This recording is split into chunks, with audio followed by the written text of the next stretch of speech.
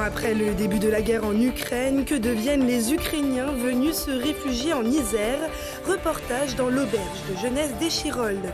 La Société dauphinoise pour l'habitat récompensée, le bailleur social, a reçu ce lundi un label qui marque son engagement dans l'amélioration continue de ses services. Et les résultats sportifs, avec une victoire pour les brûleurs de loups, le FCG et match nul pour le GF38, ce sera en fin de journal. Bonsoir à tous, je suis ravie de vous retrouver pour ce JT du lundi 27 février. On fait le tour de l'actualité du Grand Grenoble, bienvenue à tous. Il y a un peu plus d'un an, le 24 février 2022, la Russie envahissait l'Ukraine. Des milliers de personnes ont dû fuir le pays pour se réfugier dans les pays d'Europe.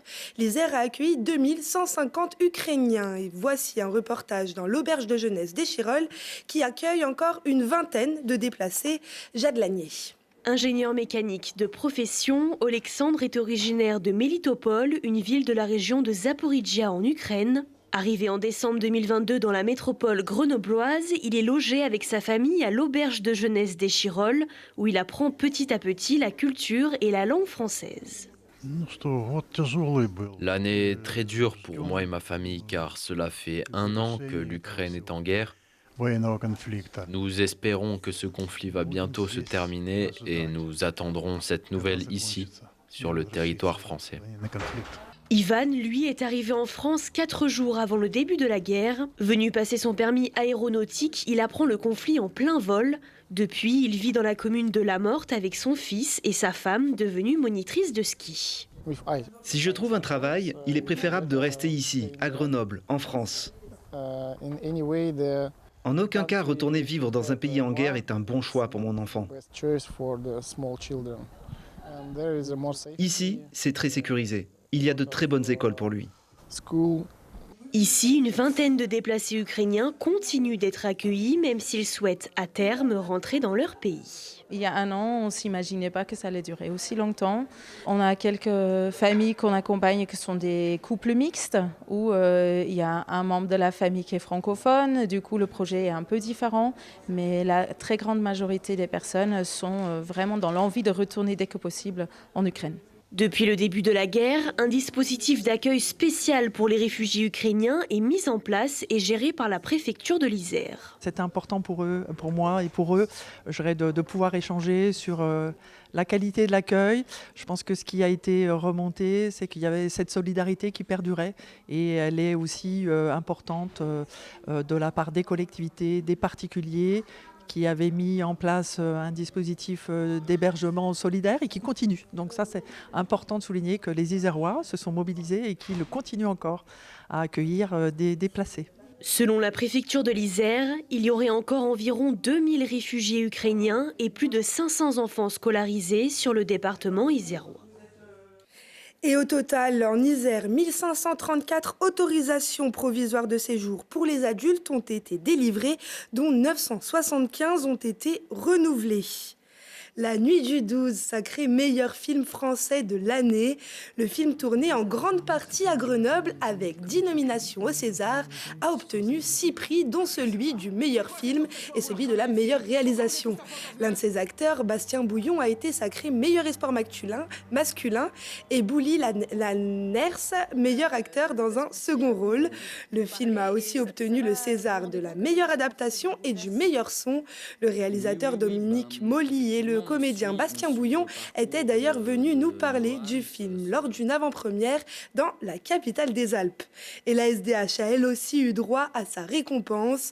La Société dauphinoise pour l'habitat vient d'être labellisée Livia, un label dédié au secteur de l'habitat social qui soutient l'amélioration continue de la qualité des services en réponse aux attentes des locataires. À ce jour en France, 15 bailleurs sociaux sont engagés dans la démarche Livia et 3 sont labellisés.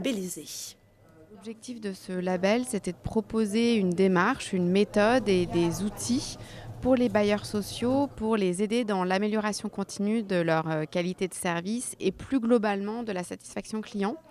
Donc voilà, l'idée c'était de proposer une approche un peu nouvelle qui puisse leur permettre de répondre à des besoins différents divers selon les types de publics, selon les territoires également, pouvoir s'adapter à ces différents enjeux et puis leur permettre de mettre vraiment aussi au cœur de la satisfaction client la dimension relation client qui jusqu'à présent était assez peu traitée dans le logement social, à la fois sous l'angle du numérique, de la relation numérique, mais aussi de la relation humaine avec les locataires. Pour nous, le label Livia, c'est d'abord, alors pour moi personnellement, c'est déjà une satisfaction parce que ça fait 2 ans que les collaborateurs travaillent sur les sujets de culture client et notamment de qualité de service et de satisfaction client. Donc c'est l'aboutissement de ce travail-là. C'est aussi un mode d'affirmation de notre volonté d'être présent auprès de nos clients, auprès de nos locataires, de pouvoir répondre à leurs attentes, et leur donner un bon niveau d'expérience client, un bon niveau de satisfaction. Ça représente une étape, comme je l'ai dit, ce n'est ni une ligne d'arrivée ni un point de départ. Ça fait plusieurs années que nous travaillons ces sujets-là et le label Livia nous permet de réfléchir à notre relation client en mode amélioration continue. Et donc l'idée, c'est d'avoir un temps où on évalue ça et de voir comment on peut progresser et comment on peut s'améliorer dans cette relation. La SDH permet des logements sociaux à 40 000 personnes sur le département de l'Isère. Plus de 140 millions d'euros pour le territoire de la métropole de Grenoble. L'État et la région ont présenté les projets inscrits au prochain contrat de plan État-région. Parmi eux, par exemple, la rénovation d'Alpexpo, l'aménagement d'une voie verte de Pont-de-Claix à Visil, la valorisation du site historique et touristique Bastirabeau ou encore l'aménagement de la Tour Perret. Le volet grenoblois sera présenté aux élus régionaux les 9 et 10 mars prochains lors de la prochaine assemblée plénière. Ce mardi, match entre Lyon et Grenoble au Groupama Stadium pour les quarts de finale de Coupe de France. Pour ce derby, la préfecture du Rhône prend des mesures en prévision d'éventuels troubles et affrontements. Les supporters du GF38 seront interdits dans les rues de la capitale des Gaules.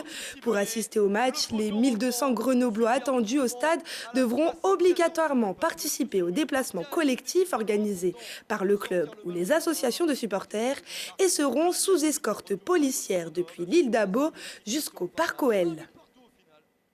Le GF38, qui avant d'affronter l'Olympique lyonnais, a assuré le minimum face au leader de Ligue 2, le Havre, samedi soir au Stade des Alpes, un match nul 0-0.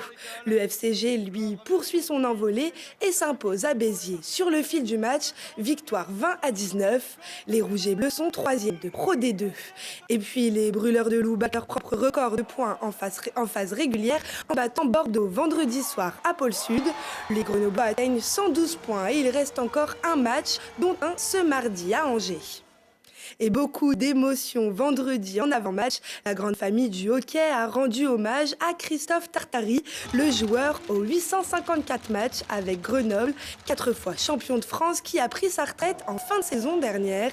Son fameux numéro 73 a été retiré au cours d'une cérémonie rassemblant ses proches et les autres joueurs de légende, dont le maillot trône au-dessus de la glace. Mais lui réalise à peine et se réjouit seulement d'avoir pu réunir toute la grande famille du hockey grenoblois. C'est dur de réaliser un peu ce qui se passe là. En fait, de voir tout le monde réuni là, les proches, la famille, les amis, tous ceux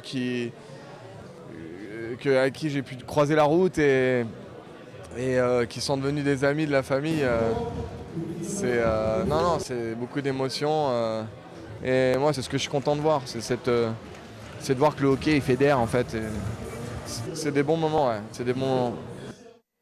Et pour plus de détails sportifs, restez sur Télé Grenoble afin de suivre l'agenda sport, le Sport Express de Lucille Dailly juste après la météo. C'est la fin de ce journal. Merci à tous de nous avoir suivis. Rendez-vous mardi à 18h, puis toutes les heures pour un nouveau point sur l'actualité. Excellente soirée à tous.